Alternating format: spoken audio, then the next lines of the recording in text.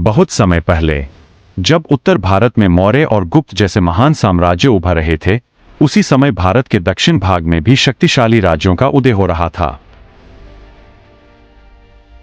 ये राज्य केवल युद्ध में ही नहीं, बल्कि व्यापार, संस्कृति, मंदिरों और समुद्री शक्ति में भी महान थे। यह कहानी है दक्षिण भारत के उन महान राजवंशों की, जिन्होंने इतिहास में अपनी अमिट छाप छोड़ी। करीब 2000 साल पहले दक्षिण भारत में संगम युग शुरू हुआ।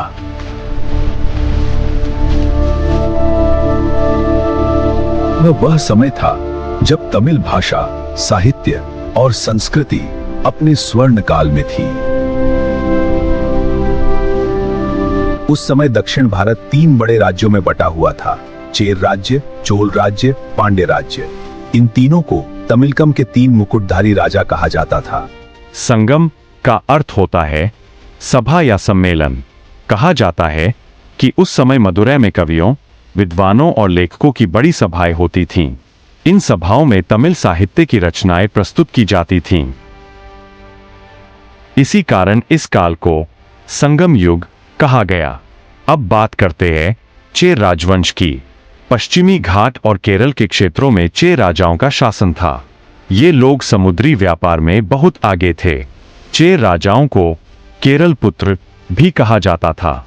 इनके बारे में जानकारी संगम साहित्य, विदेशी यात्रियों और शिलालेखों से मिलती है। चेर राज्य की राजधानी को अक्सर वंजी माना जाता है। इसके अलावा मुजिरिस बंदरगाह बहुत प्रसिद्ध व्यापारिक बंदरगाह था। चेर राज्य वर्तमान केरल, पश्चिमी तमिलनाडु और कुछ कर्नाटक क्षेत्रों तक फैला हुआ था। यह क्षेत्र पहाड़ों, जंगलों और समुद्र से घिरा हुआ था। इसी कारण यहां मसालों की खेती बहुत होती थी। चेर राज्य दुनिया भर में अपने मसालों के लिए प्रसिद्ध था। सबसे ज्यादा प्रसिद्ध थी काली मिर्च।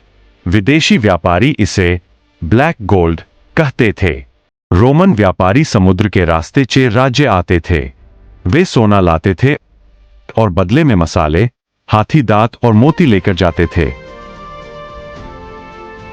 चेर राज्य के बंदरगाह हमेशा जहाजों से भरे रहते थे। चेर राजा केवल व्यापारी ही नहीं, बल्कि वीर योद्धा भी थे। उनकी सेना पहाड़ी और जंगल क्षेत्रों में लड़ने में माहिर थी।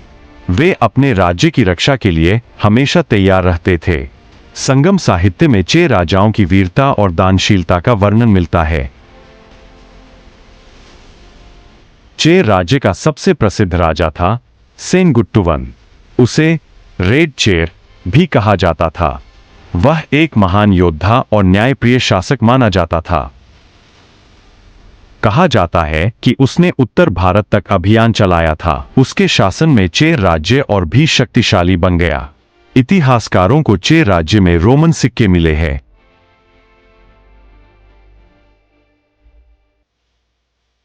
पता चलता है कि चेर राज्य का रोम से गहरा व्यापारिक संबंध था। उस समय दक्षिण भारत दुनिया के सबसे बड़े व्यापारिक केंद्रों में से एक बन चुका था।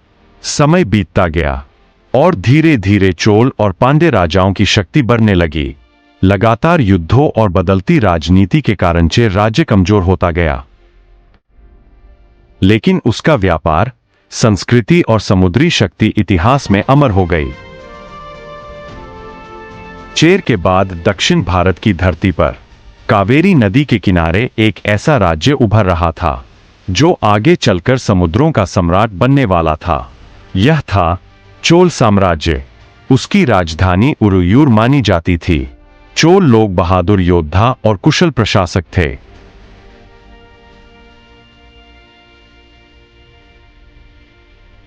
कावेरी नदी के कारण उनकी खेती बहुत अच्छी होती थी। धीरे धीरे राज्य धन और सेना दोनों में मजबूत होने लगा। 9वीं शताब्दी के आसपास दक्षिण भारत में कई राज्यों के बीच संघर्ष चल रहा था। उसी समय एक महत्वाकांक्षी योद्धा उभरा, विजयालय चोल।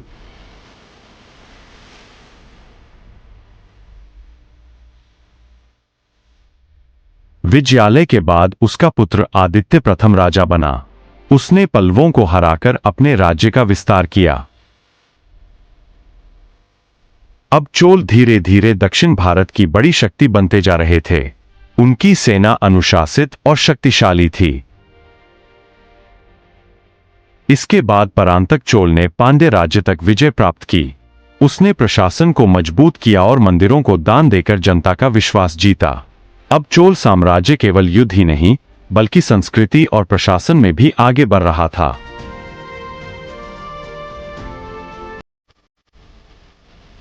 फिर इतिहास में आया वह राजा जिसने चोल साम्राज्य को उसकी सबसे बड़ी ऊंचाई तक पहुंचा दिया। वह था राजराजा चोल। उसने विशाल सेना तैयार की, शक्तिशाली नौसेना बनाई, कई राज्यों को जीत लिया और चोल साम्राज्य को दक्षिण भारत की सबसे बड़ी शक्ति बना दिया। उसके शासन में श्रीलंका के बड़े हिस्से पर कब्जा हुआ। राजराजा चोल ने तंजावुर में बृहदेश्वर मंदिर बनवाया। यह मंदिर चोल वास्तुकला का महान उदाहरण माना जाता है। बृहदेश्वर मंदिर विशाल पत्थरों से बना यह मंदिर आज भी लोगों को आश्चर्यचकित कर देता है।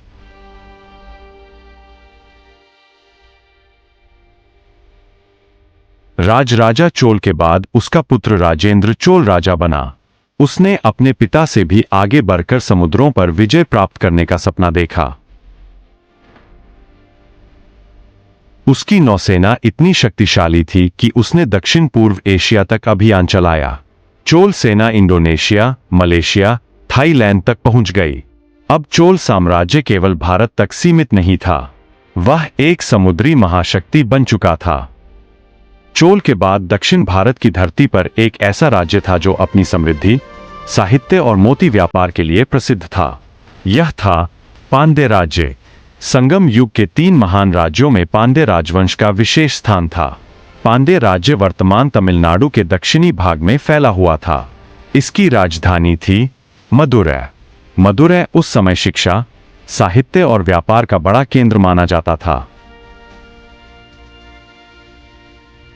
पांड्य राज्य समुद्री व्यापार में बहुत समृद्ध था।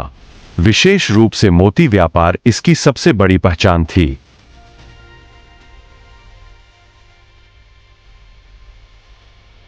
समुद्र से निकाले गए मोती विदेशों तक भेजे जाते थे।